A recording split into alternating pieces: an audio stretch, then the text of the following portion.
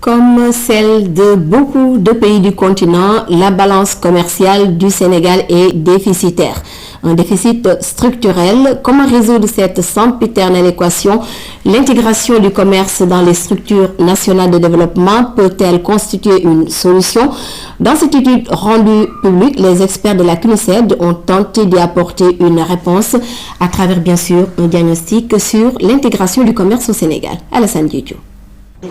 La mise à jour de l'étude diagnostique sur l'intégration du commerce EDIC marque la concrétisation des engagements pris par l'État dans le cadre de la mise en œuvre du programme cadre intégré renforcé d'assistance technique liée au commerce. 10 ans après la réalisation du document initial par une équipe de la Banque mondiale suivie d'une révision en 2005 de la matrice d'action, il s'agit d'en revisiter les grandes orientations à l'aune du cadrage macroéconomique prenant en compte l'analyse de l'environnement socio-économique et celle de la compétitivité des entreprises. Depuis longtemps, il manque d'abord une vision au niveau politique pour la promotion des exportations, y compris, je dirais, le tourisme. Mais il y a aussi des goulots d'entranglement au niveau de la facilitation du commerce, au niveau des normes et standards, au niveau du financement des exportations, ainsi de suite. Le nouveau document présenté dans ces grandes lignes par Stéphano Inama, au nom de l'équipe d'experts de la CNUSED, intègre les instruments et les mécanismes de résolution des causes du déficit structurel de la balance commerciale du Sénégal. Et de façon proactive, les experts indiquent la voie à suivre pour aider notre pays à intégrer le commerce dans les structures nationales de développement. Le Sénégal a clairement exprimé l'intention de renforcer l'intégration du commerce dans les plans et stratégies nationaux de développement. À cet effet, la réalisation de l'EDIC est destinée à recenser les contraintes en matière de compétitivité, les faiblesses de la chaîne d'approvisionnement et les secteurs offrant le meilleur potentiel de croissance et ou d'exportation. L'étude diagnostique mise à jour sur l'intégration du commerce au Sénégal, EDIC, est un instrument incontournable dans la bataille pour inverser la courbe du déficit chronique de la balance commerciale.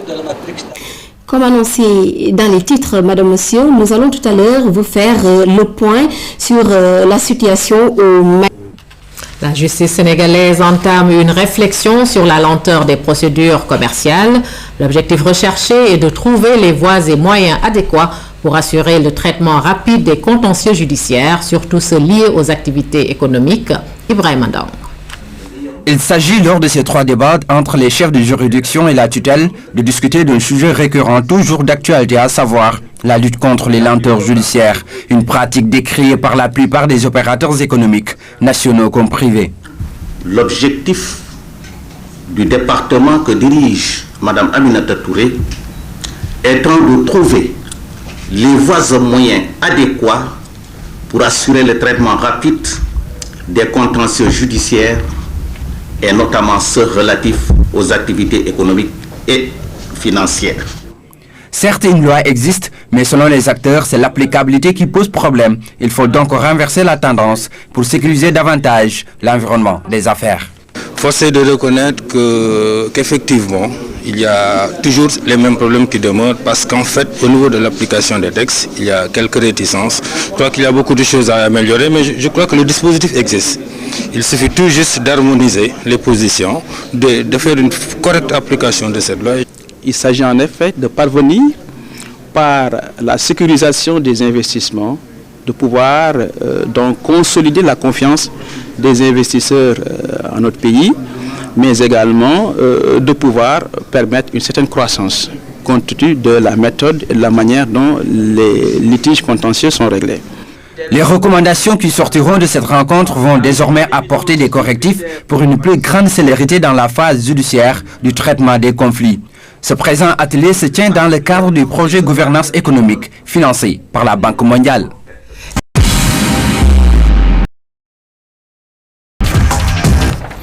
Bienvenue pour plus de programmes de protection sociale en Afrique. IFPRI et ses partenaires engagent le combat. L'Institut international de recherche sur les politiques alimentaires vient d'ailleurs d'organiser une rencontre de haut niveau sur la question. Les enjeux et défis de la protection sociale ont été passés au peigne fin, nous dit Aramdao. Loin d'en finir avec la pauvreté, l'Afrique est appelée à mieux agir. Dans les 10 voire 15 prochaines années, le continent fera face au meilleur des cas à 30% de personnes vivant en dessous du seuil de pauvreté. Et l'IFPRI, Institut international de recherche sur les politiques alimentaires, de plaider pour plus de programmes de protection sociale. Il faut faire quelque chose parce que c'est des personnes non seulement qui souffrent, mais qui peuvent devenir productives. Donc l'idée, c'est de voir comment on peut faire le lien entre la protection sociale. En les aidant à devenir beaucoup plus productifs, on pourra d'abord faire ce travail beaucoup mieux dans l'avenir, mais également aider à accélérer la croissance dans les pays. Transfert de fonds, filets alimentaires ou encore gratuité des soins de santé, des types de programmes existants mais peu exploités en Afrique. Le Sénégal fait des efforts dans ce sens, mais il peut et doit faire mieux. On sait que le pourcentage de pauvreté n'est pas amélioré depuis 5 ans, pas d'une façon significative. Et nous savons aussi que le nombre de personnes qui sont pauvres a augmenté au Sénégal. Donc, et puis, je crois que maintenant, c'est le moment de mettre en place un système de filet de sécurité sociale qui est bien ciblé et qui peut toucher les gens les plus pauvres. Il y a des programmes qui sont prévus. Vous savez, le président de la République a instruit le Premier ministre de mettre en place le socle de protection sociale qui s'articule autour de la couverture maladie universelle, de la bourse de sécurité familiale et de la modification des pensions de retraite. Donc, en matière de protection sociale, il y a une orientation précise du gouvernement sénégalais. Co-organisatrice de cette rencontre, la DPE, Direction de la prévision et des études économiques, trouve que la croissance peut être la solution recherchée. Il est important de faire savoir aux gens que la véritable solution de lutte contre la pauvreté est la création de recherches et d'emplois au Sénégalais. En matière de programmes d'aide sociale, les pays africains sont aussi appelés à s'inspirer du modèle sud-africain. 14% du budget de ce pays vont au transfert de fonds vers les ménages, ce qui leur permet de vivre décemment. Dakar accueille la 3e conférence internationale sur l'éclairage hors réseau. C'est du 13 au 15 novembre sous l'égide de la Banque mondiale, de l'IFC, à travers le programme Lighting Africa. L'objectif est de promouvoir l'accès à l'éclairage solaire, notamment dans les zones rurales. Cela avec les technologies les plus avancées et à des coûts accessibles à tous. Elhaj Thierno Dramé. En Afrique subsaharienne, près de 600 millions de personnes n'ont pas accès à l'électricité. Le défi du programme Lightning Africa est de justement leur permettre d'y avoir accès. L'éclairage hors réseau est une des solutions préconisées. Le monde rural est la cible principale. Avec ce salon, nous avons découvert aujourd'hui beaucoup de choses, beaucoup de possibilités, notamment pour le monde rural. Donc, les systèmes que nous avons vus permettent aujourd'hui à certaines populations qui habitent très loin des réseaux de pouvoir accéder à l'électricité, notamment via l'énergie solaire, au même titre que nous qui sommes en ville. Ce salon est l'occasion pour les privés évoluant dans le secteur de l'énergie de montrer leurs produits. Le marché est en perpétuelle croissance et les ventes de lampes solaires ont connu une hausse de 300% entre 2008 et 2012. Il faut cependant l'appui d'institutions financières comme l'IFC et la Banque mondiale pour atteindre les objectifs fixés.